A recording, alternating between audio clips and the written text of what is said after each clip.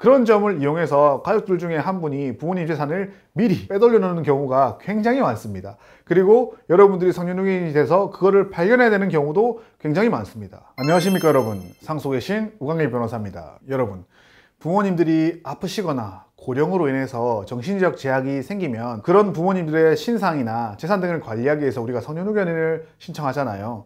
그런데 여러분, 성년후견인을 신청하고 끝이 아니라는 점을 알려드리기 위해서 이 영상을 촬영하게 되었습니다. 여러분들이 우여곡절을 겪어서 법원으로부터 성년후견인으로 선임되었다고 합시다. 성년후견인이 가장 먼저 해야 될 일은 뭔가요? 재산을 조사하고요, 그 목록을 작성해서 법원에 제출하는 겁니다. 그런데 여러분들이 부모님이나 비성년후견인 재산을 조사하다 보면 꼭 재산이 엉뚱한 데에 가 있는 것을 발견하는 경우가 굉장히 많습니다. 부모님의 정신적 제약이라는 것이 어느 아침에 발생하는 것이 아니거든요. 대표적으로 치매라는 것이 좋아졌다가 나빠졌다가 좋아졌다가 나빠졌다가 이걸 반복하면서 안 좋아지는 세로 가게 되는 거기 때문에 이 과정 초반이나 중반에는 여러분들도 못 알아차릴 수가 있어요.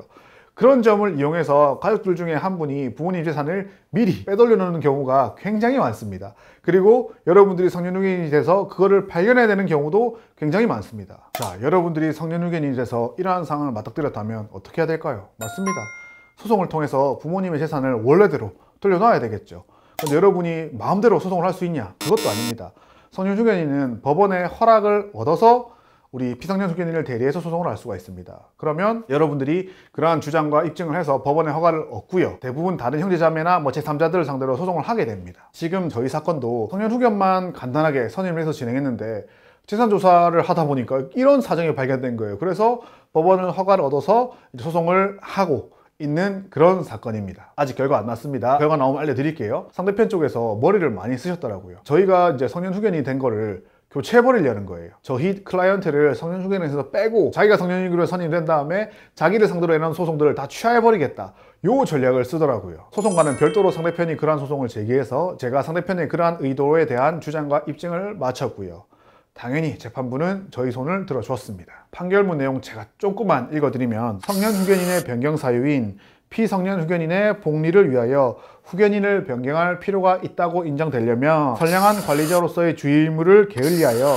후견인으로서 그 임무를 수행하는 데 적당하지 않은 사유가 있는 경우로서 그 부적당한 점으로 피후견인의 복리에 영향이 있는 경우를 말한다. 즉, 우리 피후견인의 복리에 영향이 있는 경우죠. 그러니까 성년후견인으로서 역할을 하지 않아서 이런 경우에 성년후견인이 교체되는 거지, 잘하고 있는 성년후견인을 지소송했다고 그거 취하시키려고 변경시킬 수는 없다는 거죠. 그런 상황에서 상대편이 이제 또 항고를 하더라고요. 또 2심에서는 조금 전략을 바꿨어요. 저를 빼달라는 게 아니고 자기도 추가 선임해달라는 취지로 바꾼 거예요. 한 명 있으니까 2명 하자, 이런 거죠. 제가 2심에서도 추가 사유 필요 없고 우리가 너무 잘하고 있으니까 걱정하지 마라 라는 취지로 주장과 입증을 했고요, 2심 재판부도 저희 손을 들어줬습니다. 판결문 좀 읽어볼까요? 성년후견인의 추가 선임은 피성년후견인의 복리를 위하여 다른 성년후견인의 선임이 필요하다고 인정되는 경우에만 추가 선임을 한다는 거죠. 법원 입장은 현재 성년후견인이 아까와 동일한 사유로 성관주의 의무를 위반해서 복리에 영향이 있는 경우, 근데 지금은 저희 성년후견인은 그 역할을 너무나 잘 수행하고 있다,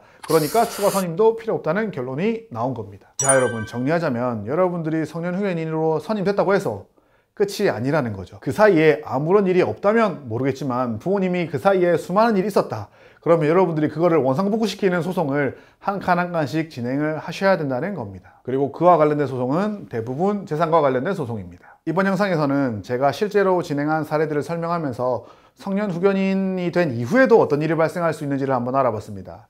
여러분들에게 성년후견인에 관한 상담이 필요하시다면 저를 찾아와 주시기 바라겠습니다. 저는 상속의 신 우광일 변호사고요. 다음에 더욱더 좋은 영상으로 돌아오도록 하겠습니다. 여러분, 안녕히 계십시오.